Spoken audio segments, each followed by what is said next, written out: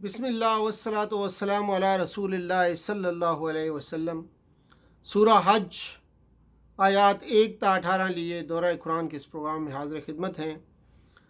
इरशाद बारी ताला है, औज़ु बिल्लाहि मिनश शैतानिर रजीम, बिस्मिल्लाहिर रहमानिर रहीम। या अय्युहन नासु तक़ू रब्बकुम इन्न ज़लज़लतस्साअति शैउन अज़ीम यौम तरौनहा तज़हलु कुल्लु मरदिअतिन अम्मा अरदअत व तदअ कुल्लु ज़ाति हमलिन हमलहा व तरन्नास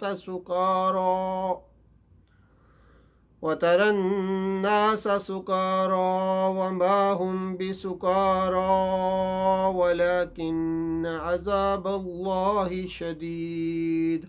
सदक़ल्लाहुल अज़ीम। रब्बि इश्रह ली सदरी व यस्सिर ली अमरी वहलुल उक़दतम मिन लिसानी यफ़क़हू क़ौली।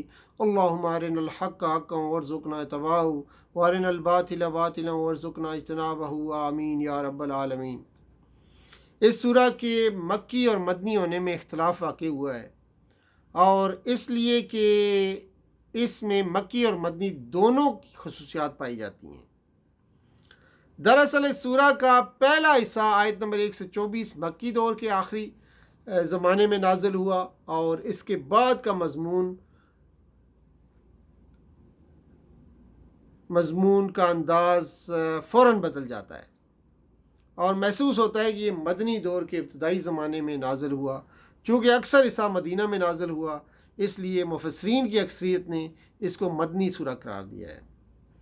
इस सूरत में 3 ग्रोह मुखातिब हैं: मुशरिकीन, मुज़ब्ज़ब और मुतरद्दिद मुसलमान, और तीसरे मोमिनीन सादिकीन।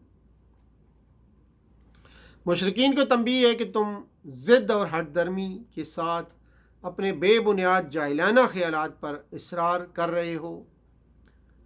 अल्लाह को छोड़कर इन माबूदों पर एतमाद किया जिनके पास कोई ताकत नहीं है। अल्लाह के रसूल को तुमने जुटलाया। अब तुम्हारा अंजाम भी वही होगा जो तुमसे पहले इस रविश पर चलने वालों का हो चुका है। इस दौरान जगह जगह तज़किया, तफ़हीम, नसीहतें भी की जा रही हैं। शिर्क के ख़िलाफ़ और तौहीद व आखरत के हक़ में मुअस्सर दलाइल पेश किए गए हैं। मुज़ब्ज़ब और मुतरद्दिद मुसलमानों को ख़िताब करके सख्त सरज़नश की गई है कि ये आखिर कैसा ईमान है कि राहत, मुसर्रत, ऐश व इशरत नसीब हो तो तुम अल्लाह के बंदे बन जाते हो, और जब अल्लाह की राह में मुसीबतें और आजमाइशें आएँ तो तुम फिर अल्लाह के बंदे नहीं रहते। तुम ऐसी रविश से किसी ऐसी मुसीबत को नहीं टाल सकते जो अल्लाह ने तुम्हारे नसीब में लिख दी है। सच्चे मोमिनों से खिताब में इन्हें मुशरिकीन के जुल्म का जवाब ताकत से देने की इजाज़त दी गई है। ये भी बताया गया है कि जब तुम्हें इक़्तिदार हासिल हो तो तुम्हारी रविश क्या होनी चाहिए। आखिर में अहले ईमान के लिए मुस्लिम के नाम का बाकायदा ऐलान कर दिया गया है। फरमाया गया कि हज़रत इब्राहीम अलैहिस्सलाम के असल जानशीन अब तुम लोग हो। तुम्हें शहादत नास का फरीज़ा हवाले किया गया है। अब तुम्हें इकामत सलात, इताए ज़कात और नेकी के कामों से अपनी ज़िंदगी को बेहतरीन नमूने की ज़िंदगी बनाना है। अल्लाह के एतमाद और भरोसे पर कलमतुल्लाह की सरबुलंदी के लिए जिहाद करना चाहिए।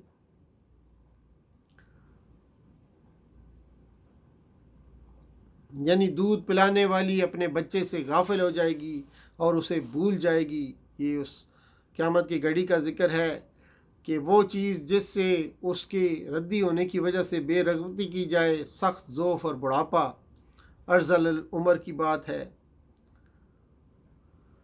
और तुम में से ऐसे भी हैं जो उम्र की बदतरीन हालत की तरफ लौटाए जाते हैं।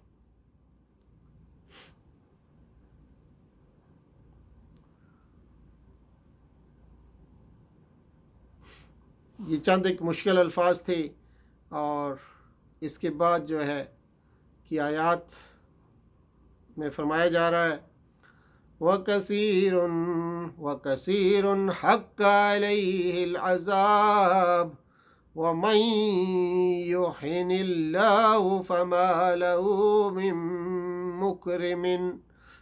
مُكْرِمٍ إِنَّ اللَّهَ يَفْعَلُ مَا يَشَاءُ۔ یہاں پہ سجدہ بھی آتا ہے، اور چند ایک مشکل الفاظ دیکھ لیتے ہیں، اس کے بعد آپ سب سے ایک گزارش ہے بھی سجدہ بھی ادا کر دیجئے۔ یہاں پہ ایک مشکل الفاظ میں سے ایک جو کلمات ہیں کہ وہ ترل اردا حامدتن، حمدن مصدر سے ہے، جس کے معنی ہوتے ہیں خشک اور بنجر زمین۔ اعتزت و ربت، اعتزت یعنی اعتزاز مصدر سے ہے، جس کے معنی ہیں جھومنا، بل کھانا اور تر و تازگی کی وجہ سے درخت کا ہلنا، لہلانا، معنی ہے ابھرتی ہے، حرکت میں آتی ہے۔ وربت، ربت ربون مصدر سے ہے، جس کے معنی ہیں بلند ہونا، بڑھنا اور پھولنا، معنی ہے وہ پھولتی ہے، بڑھتی ہے، ابھرتی ہے۔ اس کے بعد ثانی اتفی، یعنی کہ ثانی سنیون مصدر سے ہے، جس کے معنی ہے موڑنا، اور اتفن مصدر سے ہے، جس کے معنی ہے جانب اور پہلو، معنی اس طرح ہوں گے کہ گردن اکڑائے ہوئے ہیں، غرور کے ساتھ اپنا رخ موڑنے والا۔ تو یہ چند ایک الفاظ تھے، اور اس سے پہلے آپ کے سامنے ان آیات کے اندر موجود پیغام آپ کی خدمت میں پیش کیا، اسی پہ اکتفا کرتے ہیں۔ وآخر دعوانا الحمدللہ رب العالمین، وصلی اللہ تعالی علی خیر خلقہ محمد وعلی آلہ واصحابہ اجمعین برحمتک یا ارحم الراحمین۔ والسلام علیکم ورحمۃ اللہ۔